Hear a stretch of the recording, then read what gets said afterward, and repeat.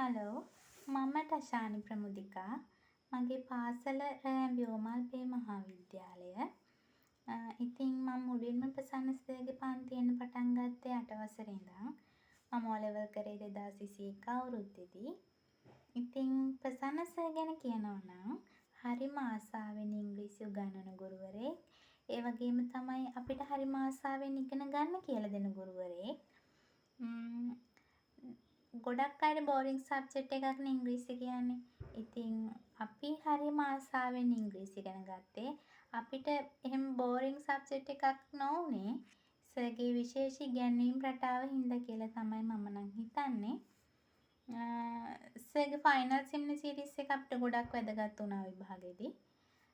ඒ වගේම අන්තිම කාලෙදී සර් උදේ 4ට විතරත් පන්ති දාලා අපි වෙනුවෙන් ගොඩක් මහන්සි වුණා. සර් පන්තියේදී අපිට පේපර් එකකට සූදානම් වෙන්න විතරක්ම නෙමෙයි අපිට පන්තියේදී කතා කරන්නත් ඉංග්‍රීසි හසුරවන විදිහත් අපිට පුරුදු කරා. සර් හැම වෙලේම කියපු දෙයක් තමයි ළමයි ඔයාලගෙන් මට මගේ සබ්ජෙක්ට් එකට විතරක් නම් A පාස් එකක් මදි. මට ඔයාලගෙන් අනෙක් විෂයන් වලටත් ඒ සාමාර්ථ ඕනේ. එහෙම කියලා අපේ අනෙත් සබ්ජෙක්ට් ගැනත් සර් ගොඩක් හොයලා බැලුවා.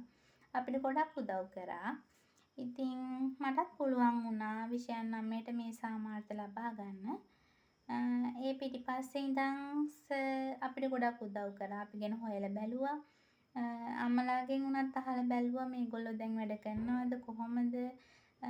අපිට ගොඩක් සමීපව අපි ගැන හොයලා බලලා අපේ රිසල්ට් එක වෙනුවෙන් ගොඩක් මහන්සි වුණා.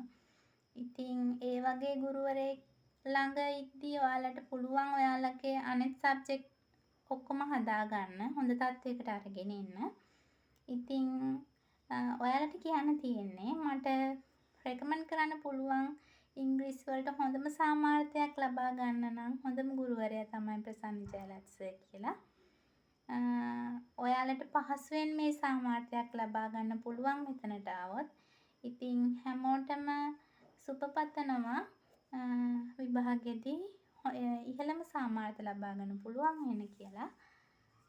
සර්ටත් ගොඩක් ස්තුතිවන්ත වෙනවා අපි වෙනුවෙන් කරපු හැම දෙයක්ම වෙනුවෙන්.